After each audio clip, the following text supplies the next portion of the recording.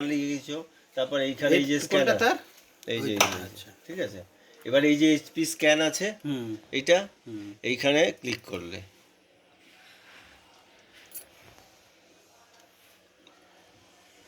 HP স্ক্যানে click করতে হবে।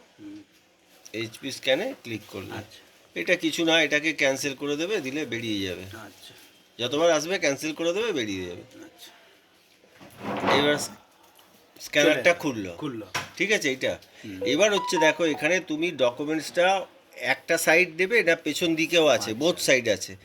যদি ওয়ান সাইডেড তাহলে ওয়ান সাইডেড হয়, তো ওয়ান সাইডেড আছে। এখন তুমি যদি খুলে দেখো যে এই খোলার সময় খুলেই তুমি দেখলে যে এখানে টু সাইডেড লেখা আছে, তোমার দরকার ওয়ান সাইডেড, তখন তুমি এটা ওয়ান সাইডেডে ক্লিক করবে। আবার খুলে দেখলে ওয়ান সাইডেড লেখা আছে, তোমার দরকার টু সাইডেড, তখন তুমি টু সাইডেডে ক্লিক করে দেবে। হয়ে গেল। এবার ডকুমেন্ট আমাকে সেটটা দেখতে হবে যে কোন কিসে আছে, তোমার কি চাই। যদি ওয়ান সাইডেড দেয়া থাকে তাহলে তোমার যদি ওয়ান সাইডেডই হয় তাহলে ওটা চেঞ্জ করার দরকার নেই। আর যদি তোমার টু সাইডেড দরকার হয়, যদি ওয়ান সাইডেড থাকে তাহলে ওটাকে তোমার চেঞ্জ করে টু সাইডেডেতে ক্লিক করে দিতে হবে। হয়ে গেল, আর কোথাও কিচ্ছু করার দরকার নেই। এইবার তুমি এখানে স্ক্যান দুটো দেখো আছে, স্ক্যান এডিট, ঠিক, এক্সিট। তা তুমি এখন স্ক্যান করবে, তাহলে স্ক্যানেতে আমি ক্লিক করলাম। ওই দেখো ঢুকে বেরিয়ে গেল। ধার ধার 2 মিনিটের ব্যাপার স্ক্যানের। স্ক্যান হয়ে গেল, ঠিক আছে। এবার দেখো কিছু পাতা এখানে সাদা এসছে। সাদা মানে কেন সাদা এসছে, আমরা ওখানে বোথ সাইড সিলেক্ট করেছিলাম। আমরা হ্যাঁ টু সাইড সিলেক্ট করেছিলাম, আমি ইচ্ছে করেই করেছি যাতে তোমার বোঝার জন্য, ঠিক আছে। তাহলে এখানে কিছু নেই, তাই আমি কি করব, তাহলে আমি এইটা সিলেক্ট করব। এইখানে দেখো, এইখানে দেখো ক্রস আছে একটা, এই ক্রসটা মেরে দেবো, তাহলে ওটা ক্রস হয়ে গেল।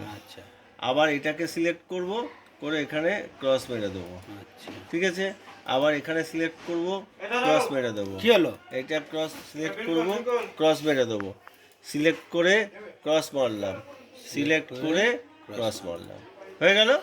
এইবার তাহলে আমায় কি করতে হবে, এটাকে সেভ করতে হবে।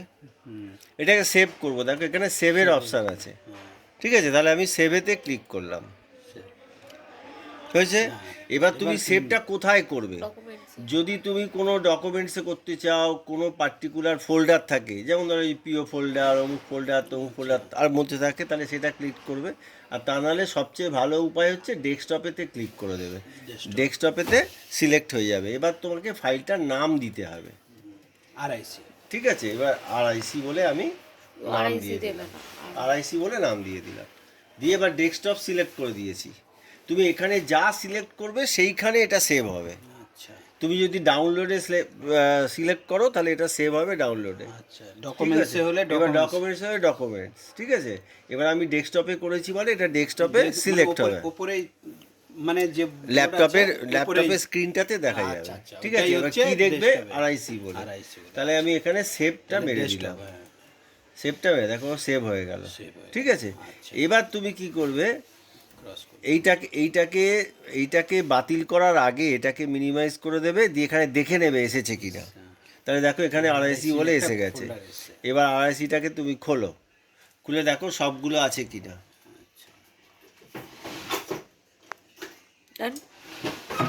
না